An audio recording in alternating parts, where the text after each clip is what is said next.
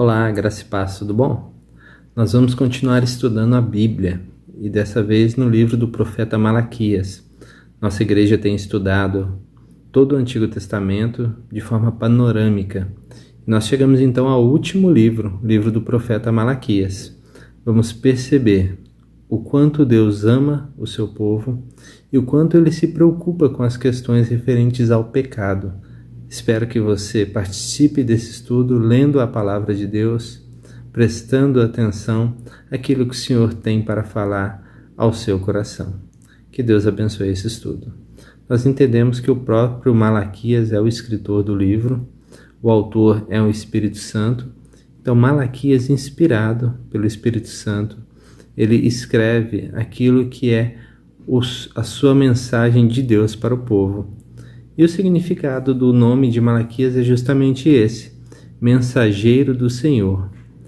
A palavra do hebraico malak vem então ser traduzida para o nosso português como Malaquias.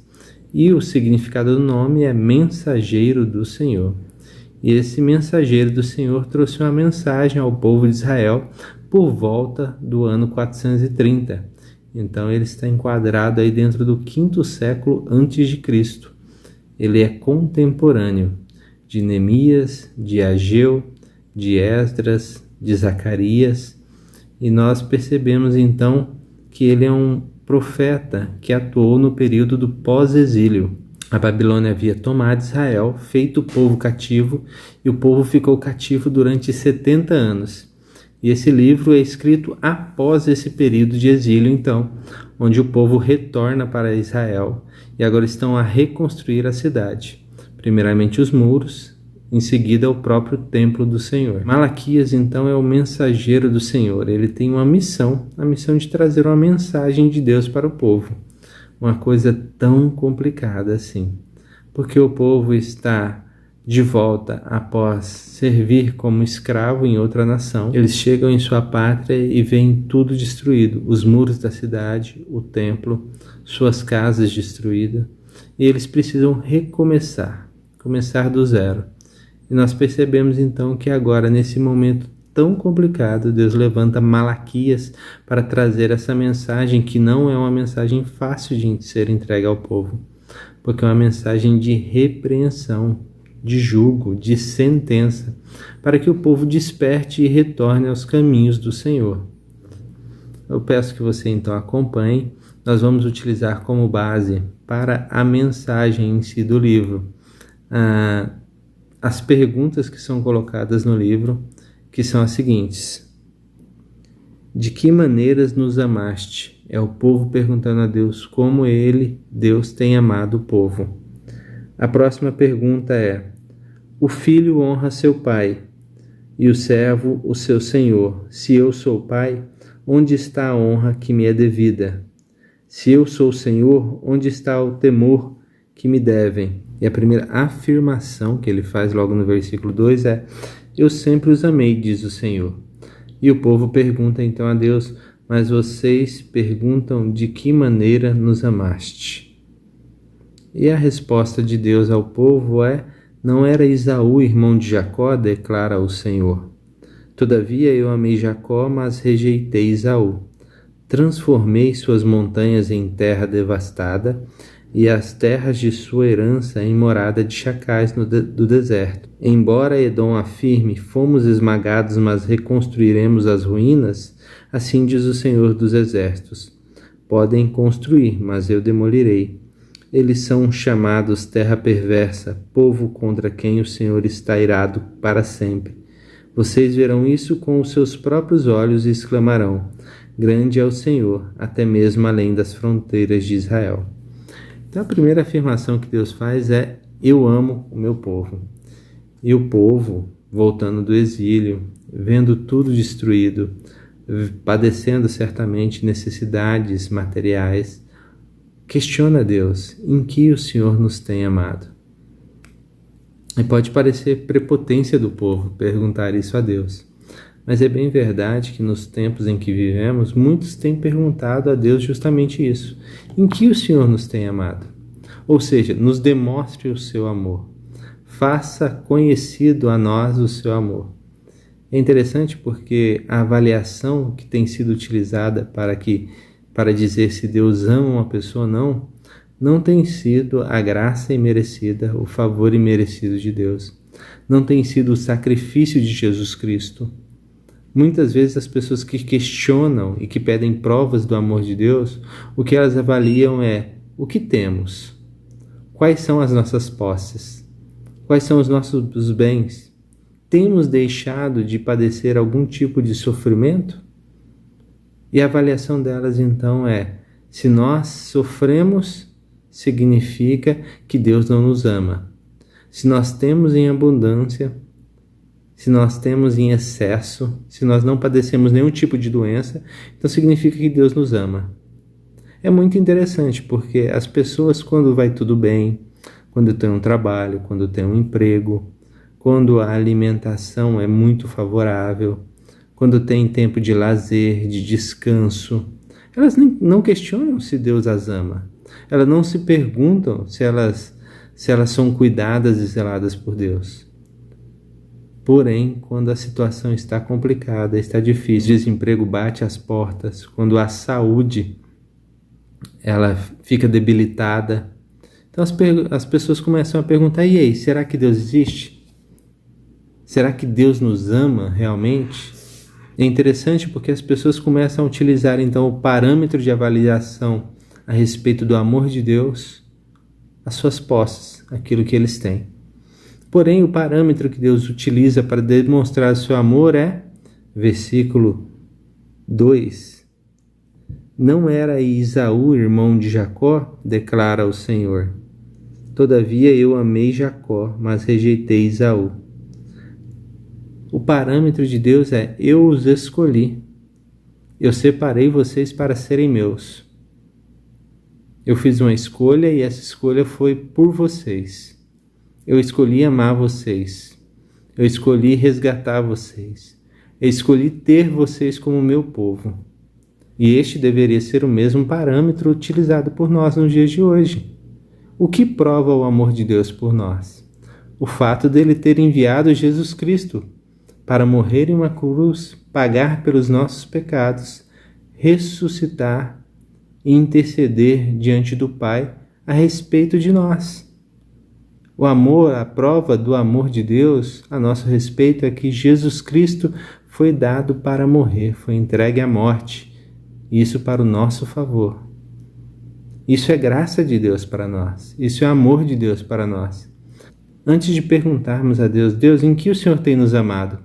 Deveríamos olhar para tudo o que Deus já tem feito, para o sacrifício remidor de Jesus Cristo, para a salvação que nos foi dada, para olhar para o amor que nos constrange dia após dia, porque mesmo sem merecer, Deus nos amou, Deus se deu por nós.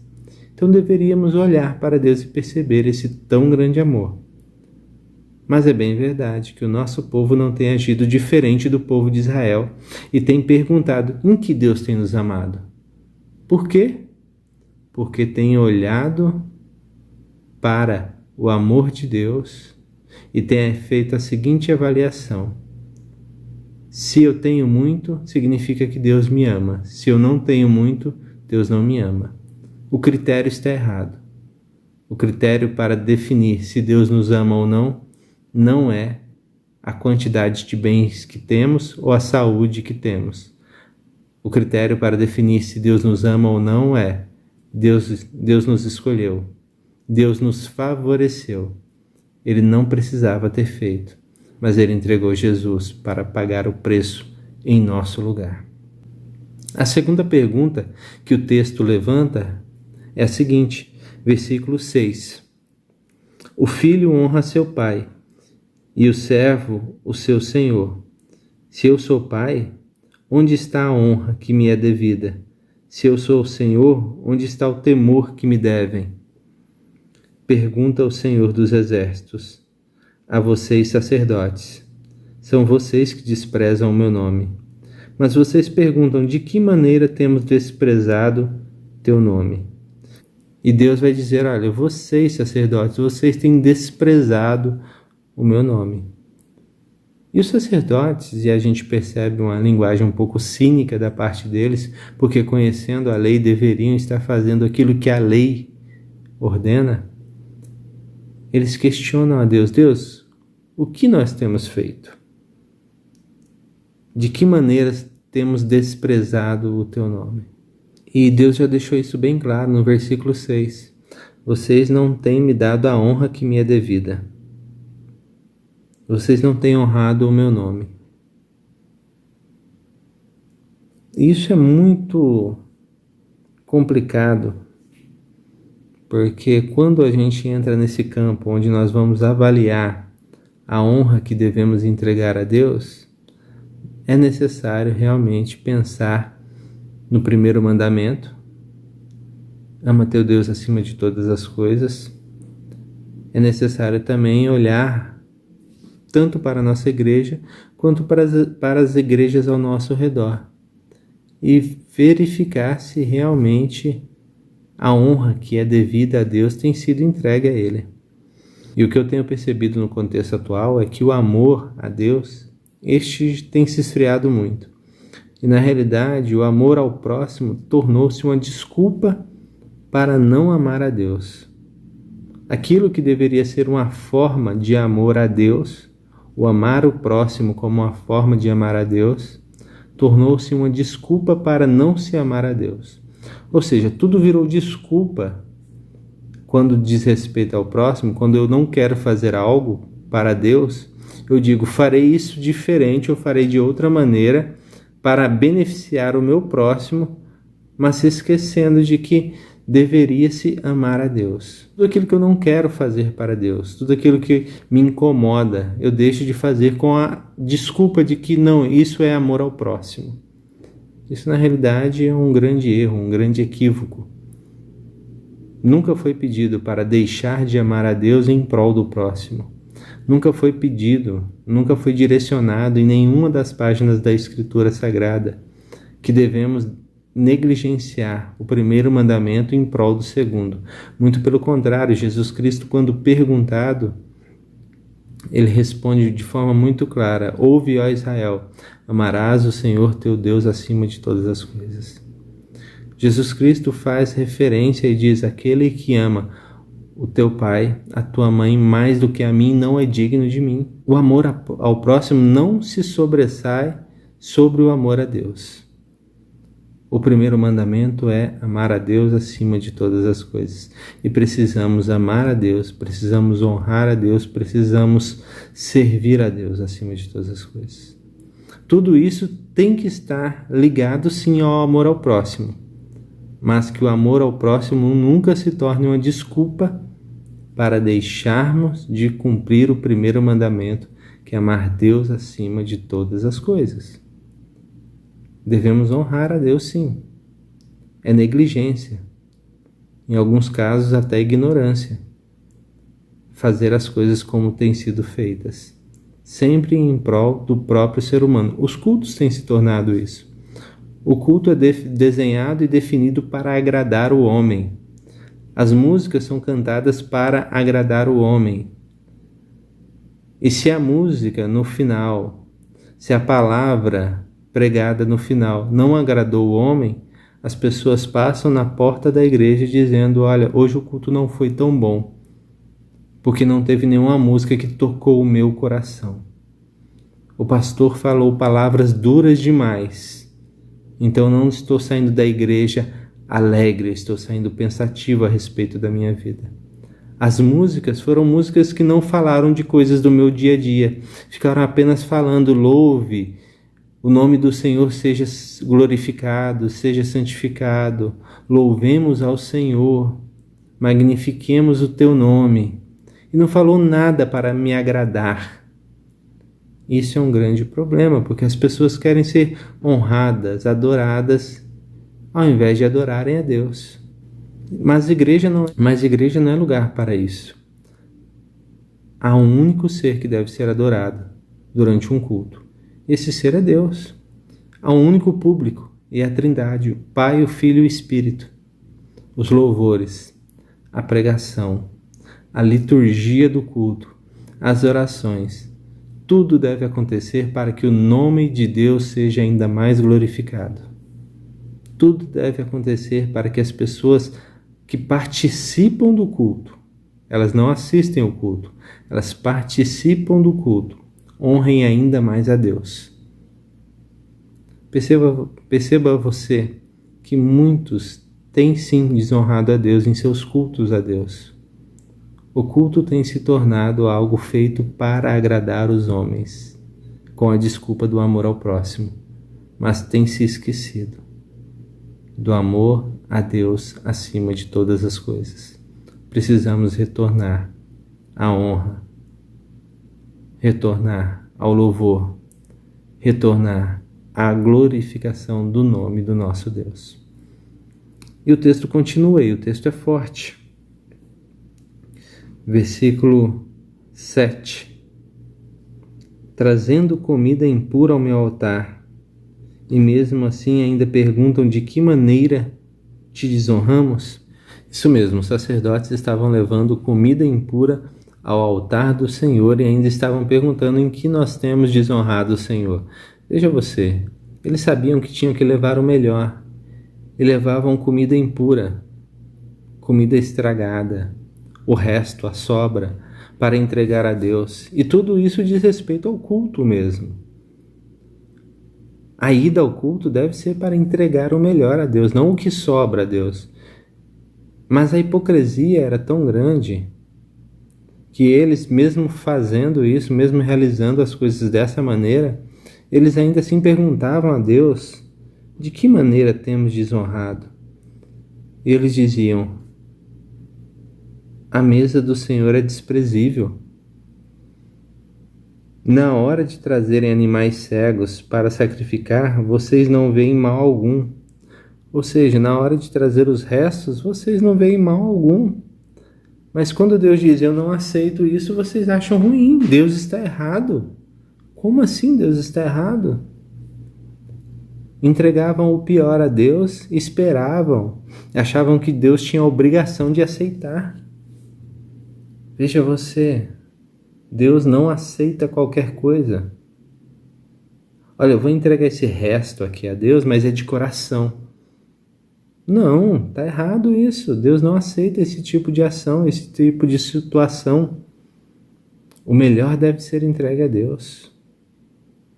Quando você vai para um culto entregando aquilo que sobra, o resto, para Deus, você está desonrando a Deus. Quando você vai para um culto pensando em você ser glorificado, você ser adorado, você está desonrando a Deus. Quando você vai para um culto pensando que você tem que ir para benefício próprio, você está desonrando a Deus. Alguns têm feito muito isso. Têm ido ao culto e tratando Deus como uma espécie de banco, onde ele vai, passa um cartão e aí Deus dá aquilo que ele precisa ou aquilo que ele acha que precisa. Está errado. Você deve ir ao culto para adorar a Deus com o seu melhor. A sua adoração deve ser com perfeição e deve ser de todo o coração. Adoração a Deus é coisa séria. Não deve ser feita pela metade. E o texto continua e as palavras do Senhor são fortes para o seu povo. Ele vai dizer o seguinte, versículo 8. Na hora de trazerem animais cegos para sacrificar, vocês não veem mal algum. Na hora de trazerem animais aleijados e doentes como oferta, vocês não veem mal algum. Tentem oferecê-los de presentes ao governador. Será que ele se agradará de vocês? Será que os atenderá? Pergunta o Senhor dos Exércitos. E agora, sacerdotes, tentem apaziguar Deus para que tenha compaixão de nós. Será que com esse tipo de oferta ele os atenderá? Pergunta o Senhor dos Exércitos. Ah, se um de vocês fechasse as portas do templo, assim ao menos não acenderiam o fogo do meu altar inutilmente. Não tenho prazer em vocês, diz o Senhor dos Exércitos, e não aceitarei as suas ofertas.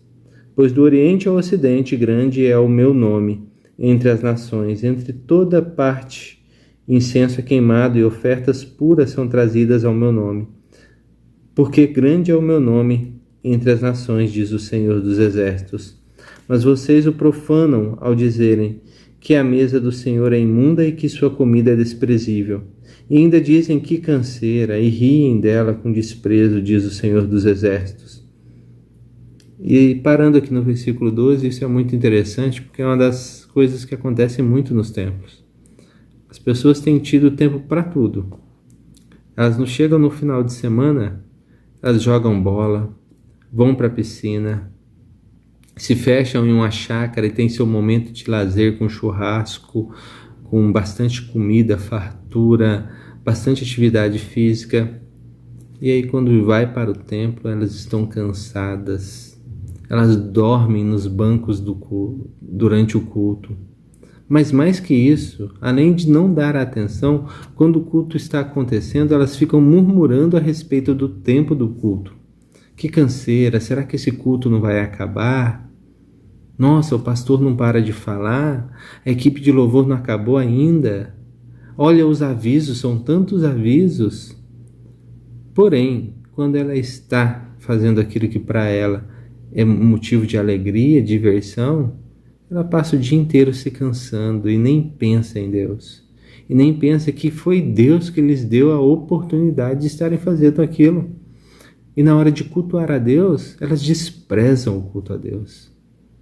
Elas chegam e começam a murmurar durante o período do culto, dizendo, que canseira. Se esse culto acabasse logo. Fulano não sabe orar. Começam a avaliar os demais irmãos. Ao invés de irem ao culto para ter um encontro com Cristo, vão para murmurar a respeito dos irmãos que estão ali adorando ao Senhor. Que situação complicada, que situação difícil. Não fomos chamados a isso. Não fomos chamados a sermos avaliadores do culto. Muito menos chamados a uma adoração falsa e falha, rotineira por obrigação. Estamos ali presentes de corpo, mas nosso coração e a nossa alma está distante. Honramos a Deus com os lábios, mas o nosso coração está longe de Deus. Quanta ignorância do nosso povo! Quanta ignorância daqueles que têm ido até o altar do Senhor, se reunido como igreja, para entregar o pior a Deus. E as palavras do Senhor são fortes, quem dera alguém fechasse as portas. É essa a opinião de Deus a esse respeito. Melhor é que estivesse fechado do que aberto, sendo feito o que está sendo feito. E diz assim, versículo 13. E ainda dizem que canseira e riem dela com desprezo, diz o Senhor dos Exércitos. Quando vocês trazem animais roubados, aleijados e doentes e oferecem sacrifício, deveriam aceitar de suas mãos? Pergunta o Senhor. Maldito seja o enganador que, tendo no rebanho um macho sem defeito, promete oferecê-lo e depois sacrifica para mim um animal defeituoso, diz o Senhor dos Exércitos. Pois eu sou um grande rei, o meu nome é temido sobre as nações. O texto bíblico ele é claro, e Deus se aborrece daqueles que têm levado a ele o pior. Isso mesmo, não somente a adoração ao Senhor importa, mas o meio como ela foi realizada. Veja você, versículo 13, afirma que eles estavam levando animais roubados, aleijados, para oferecer ao Senhor. Certa vez me perguntaram, e se alguém viesse na sua igreja e ofertasse dinheiro vindo de tráfico de drogas, você aceitaria? A resposta é simples, não.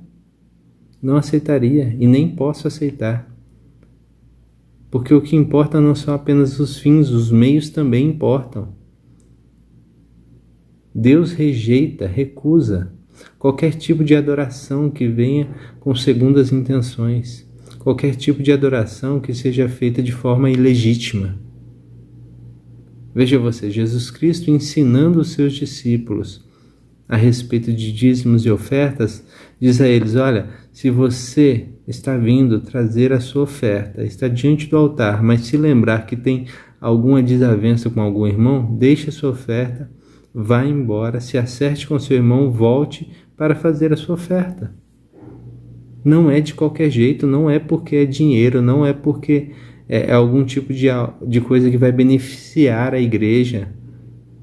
Igreja não é clube social, ela existe para adorar a Deus. A finalidade última da igreja não é ter dinheiro para pagar as contas, não é ter dinheiro para aumentar a sua estrutura, não é ter dinheiro para criar um salão social. Não é isso o objetivo da igreja. Igreja não é clube. Igreja foi criada e tem uma missão específica no reino de Deus: levar o evangelho adiante, fazer com que o evangelho chegue a todas as nações. E durante esse processo, os recursos que são introduzidos à igreja são de extrema importância, a maneira como eles foram ganhos. Ah, pastor, mas eu não tenho nada a ver se o outro trafica, se o outro rouba para trazer o dinheiro para a oferta. Não fui eu que roubei. Está errado. Se você tem esse conhecimento, você não deve aceitar nenhum tipo de oferta que venha desse tipo de ação. Uma ação contra a lei, uma ação que fere, que machuca, que mata o próximo. Esse dinheiro deve ser recusado, assim como Deus recusa esse tipo de adoração. E aquele que pode fazer isso é o líder da igreja, sim. É o pastor, é o diácono, é a diretoria da igreja. São responsáveis por esse tipo de aceitação. Não se deve aceitar, isso ofende a Deus, isso desonra a Deus. Deve ser deixado de lado esse tipo de oferta. Mas mais que isso, eles escondiam as suas ofertas. Versículo 14: maldito seja o enganador, que tendo no seu rebanho um macho sem defeito, promete oferecê-lo e depois sacrifica para mim um animal defeituoso, diz o Senhor dos Exércitos. Uma outra forma de enganar a Deus, de desonrar a Deus, é fazer uma promessa de ofertar algo bom, mas na hora da oferta, tentar enganar a Deus. Ou seja, a pessoa promete que será fiel nos dízimos e nas ofertas, mas chega o dia do dízimo, ela, ao invés de pegar a primícia, que são os 10%, dízimo significa justamente isso, esse é o significado da palavra 10%, as primícias. O que ela faz? Ela pega metade. Ela tenta enganar a Deus. Ananias e Safira, no capítulo 5 do livro de Atos, tentou fazer isso. Tentaram fazer uma oferta onde diziam: estamos dando todo o valor do terreno que vendemos. Porém, estava só metade do valor.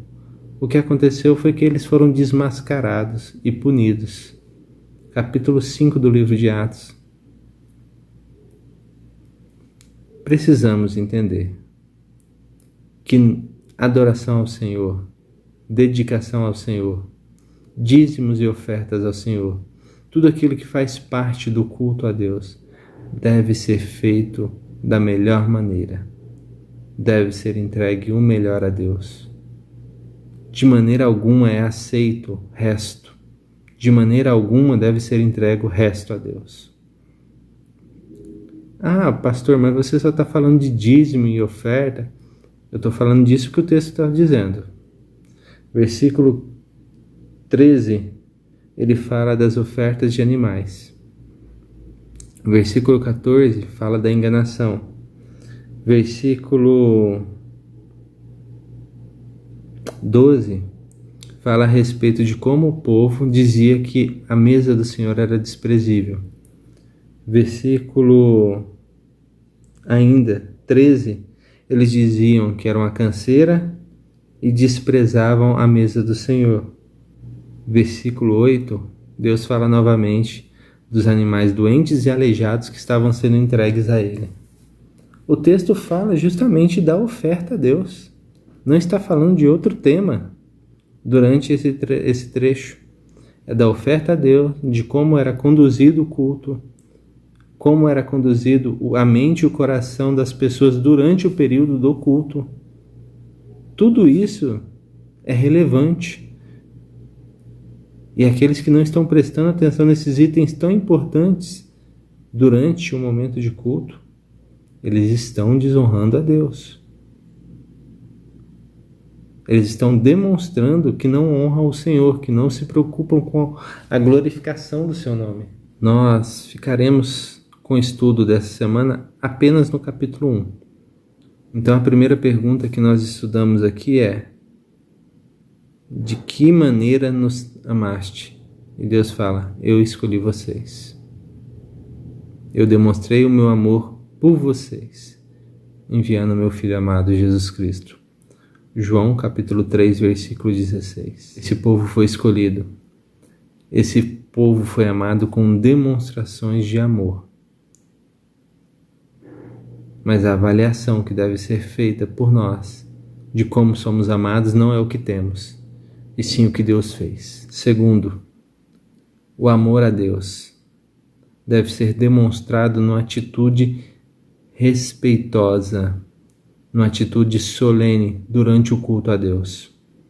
Ah, sim, os cultos devem existir, precisam existir. Essa conversa de gente cansada de igreja é uma distorção do evangelho verdadeiro. Quando se lê o Novo Testamento, Jesus ia sim aos templos. Quando lê o livro de Atos, os apóstolos iam sim aos templos. E quando não podiam ir aos templos devido à perseguição, se reuniam de casa em casa. Sim, a igreja deve se reunir como igreja, seja em templos, seja em salões, seja debaixo de uma árvore, mas a igreja deve se reunir. O fato de ser cristão deve gerar em nós o desejo de estarmos em comunidade, em comunhão.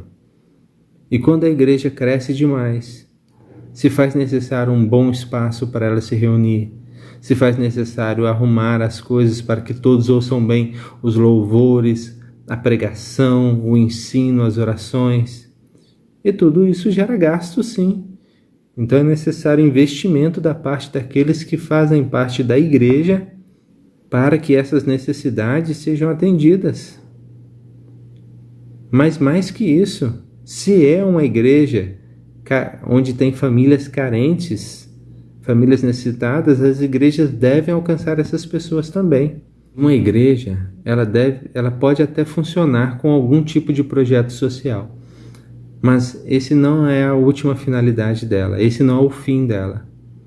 A finalidade é a glorificação, a propagação do Evangelho. Algumas igrejas têm se voltado tão somente para projetos sociais.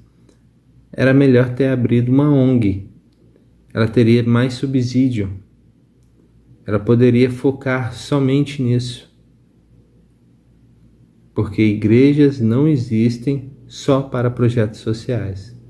Elas podem até fazer projetos sociais, mas essa não é a finalidade última da igreja. A igreja deve sim atender se um membro de sua igreja ou um conhecido, ou ela fica sabendo de alguma família que está necessitada, seja de alimentos, seja de pagar uma conta, aquilo que estiver ao alcance da igreja para fazer. Ela pode fazer sim, mas não significa que ela abriu as portas para fazer isso. Essa não é a real finalidade da existência de uma igreja. E é um total engano alguém abrir uma igreja pensando em fazer ação social.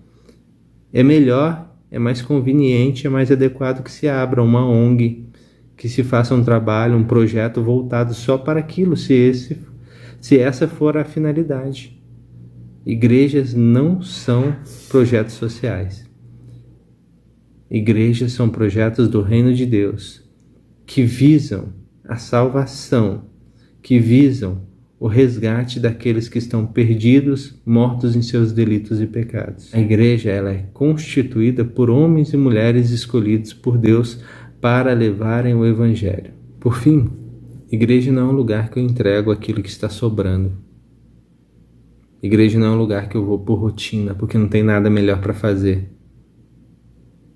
Se não tem nada melhor para fazer, não vá para a igreja. não com essa mentalidade. Fique em casa. Igreja é um lugar que você vai com a seguinte mentalidade: vou para adorar a Deus. Você não está fazendo nenhum favor para Deus indo para a igreja. Você não está fazendo nenhum tipo de favor para Deus dizendo, eu vou para a igreja porque se eu não for, vai pegar mal. Eu vou para a igreja porque se eu for, eu ganho alguns pontinhos no céu com Deus. Ou eu vou fazer um culto aqui em casa para que Deus me ame mais. Bobagem. Os cultos, eles devem existir, seja no templo, seja em casas, com a seguinte lógica: eu cultuo a Deus para que o seu nome seja glorificado e propagado. É só isso, é simples assim.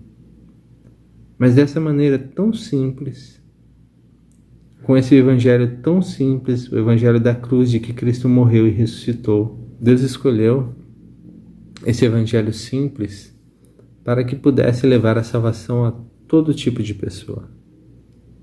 Não precisamos complicar aquilo que temos que fazer, seja na hora de cultuar a Deus, seja fora do culto. O nosso objetivo sempre será a glória de Deus.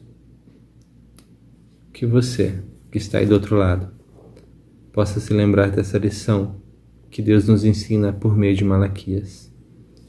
Ele nos ama e já demonstrou desse amor. Ele deseja ser honrado por meio de um culto santo, puro, imaculado. As ofertas devem ser entregues com alegria, com prazer, com generosidade. O culto deve ser realizado com alegria, com motivação. Deus não aceita qualquer coisa. Independente de valores, Deus não aceita qualquer coisa. Importa sim os meios, não apenas os fins. Que a sua vida, que o seu culto glorifique a Deus. Deus abençoe toda a sua família.